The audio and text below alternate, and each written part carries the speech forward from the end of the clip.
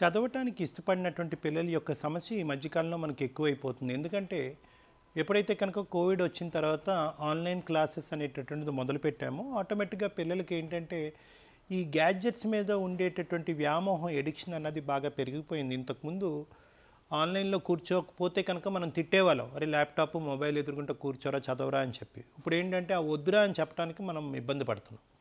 ఎందుకంటే వాళ్ళకి అది ఒక ఎడిక్షన్ అనేలాగా మారిపోయింది. ఎందుకంటే అందులో ఇంతకుముందు ఓన్లీ చదువుకోవటం ఒకటే కాకుండా అందులోనే ఆట, అందులోనే పాట, అందులోనే మూవీ అన్నీ కూడా అందులోనే అవటం వల్ల ఈరోజు సడన్గా ఆ మార్పిడి రావటం అన్నది మొదటి నుంచి గ్యాడ్జెట్స్ వచ్చిన కాడి నుంచి ఈ సమస్య ఉందనుకోండి. కానీ ఏంటంటే ఈ మధ్యకాలంలో ఇది ఎక్కువైంది. అయితే మరి ఎలాగ ఇటువంటి ఎడిక్షన్ ఏదైతే గ్యాడ్జెట్స్ మీద పిల్లలకు ఉండేటటువంటి ఒక ఇంట్రెస్ట్ ఏదైతే ఉందో దాని నుంచి పిల్లలకి మళ్ళీ చదువు మీద వాళ్ళ మనసు మళ్లించేటటువంటి విధంగా ఏం చేస్తే బాగుంటుంది అనేటటువంటిది సర్వసహజమైనటువంటి ప్రశ్న ఈ మధ్యకాలంలో తల్లిదండ్రుల దగ్గర నుంచి వినిపిస్తుంది. First of all most important parents అందరికీ మనం చెప్పేది ఏంటంటే లీడ్ బై ఎగ్జాంపుల్.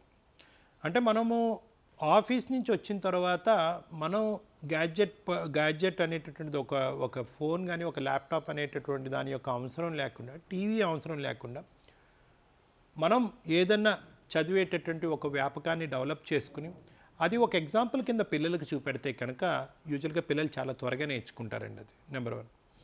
నెంబర్ 2 ఏంటంటే అస్సలు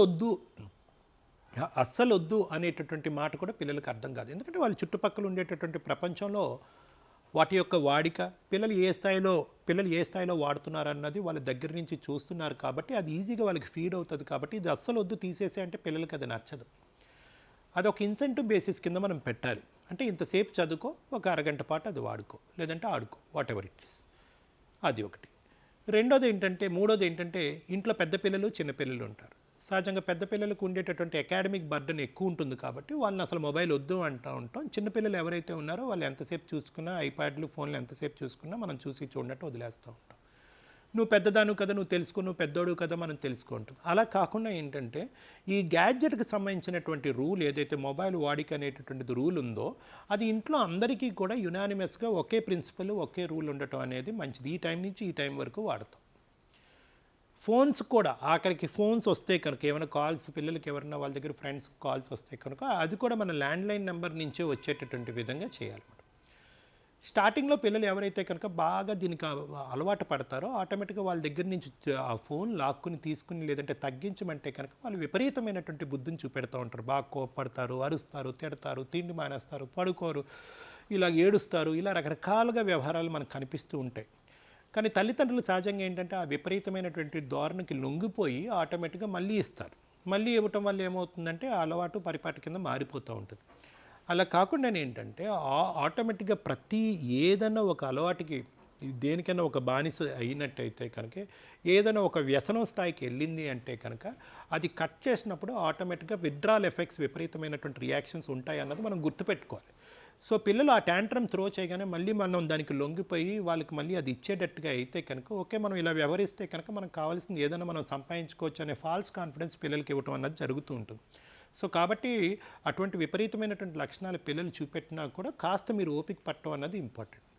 ఇంకేమైనా ఆల్టర్నేటివ్ యాక్టివిటీస్లో పిల్లలు ఏమైనా డైవర్ట్ చేయగలరా, అలాంటి ఆల్టర్నేటివ్ యాక్టివిటీస్ తీసుకెళ్లేటటువంటి స్తోమత, టైము మీకుందా, సమయం మీకుందా అన్నది పేరెంట్స్గా మీరు ఆలోచించుకోవాలి.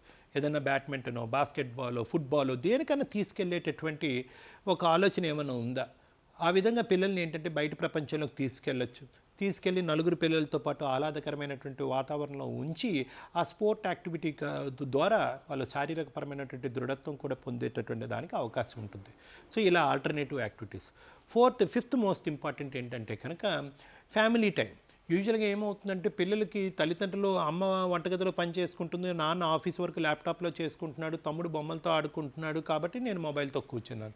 సో ఇక్కడ ఏమైంది అంటే కనుక మీ నలుగురు కూర్చుని సరదాగా మాట్లాడుకునేటటువంటి వ్యవహారం అక్కడ కనిపించట్లేదు మనకి. సో ఆ విధంగా family time. Last but not the least ఏంటంటే ఒకప్పుడు మీ పిల్లలు ఈ గ్యాడ్జెట్స్కి బాగా అలవాటు పడినట్టుగా అయితే కనుక దాన్ని అతిగా క్రిటిసైజ్ చేసి మీరు ప్యానిక్ అయిపోయి మీరు భయపడిపోయి వాళ్ళని భయపెట్టేసేటటువంటి విధంగా కాకుండా ఒక స్నేహపూరితమైనటువంటి వాతావరణం వాళ్ళు కూర్చుని ఆలోచింపజేసేటటువంటి విధంగా వాళ్ళకి ఎక్స్ప్లెయిన్ చేయండి.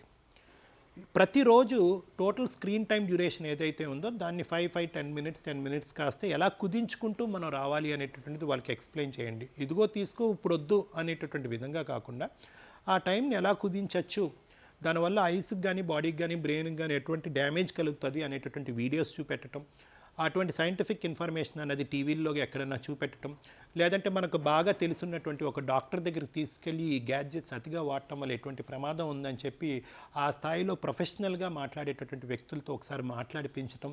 ఈ విధంగా మనం ఎప్పుడూ కూడా ఒక స్నేహపూరితంగా, ఒక ఎడ్యుకేషనల్ విధంగా, ఇమోషనల్గా కాకుండా, తిట్టే విధంగా కాకుండా, క్రిటిసైజ్ చేసే విధంగా కాకుండా, కొట్టే విధంగా కాకుండా, వాళ్ళకి నచ్చినటువంటి భాషలో ఒక ఫ్రెండ్లీగా మనం కూడా అదే వ్యవహరిస్తూ అదే చేస్తూ ఎలాగ స్లోగా ఆ టైంని కుదించుకుంటూ రావాలి, ఆ స్క్రీన్ టైం తగ్గించుకుంటూ రావాలి అనేటటువంటిది పిల్లలకి ఎక్స్ప్లెయిన్ చేయగలిగితే కనుక ఎలాంటి స్థాయి పిల్లలైనా కూడా వింటారండి.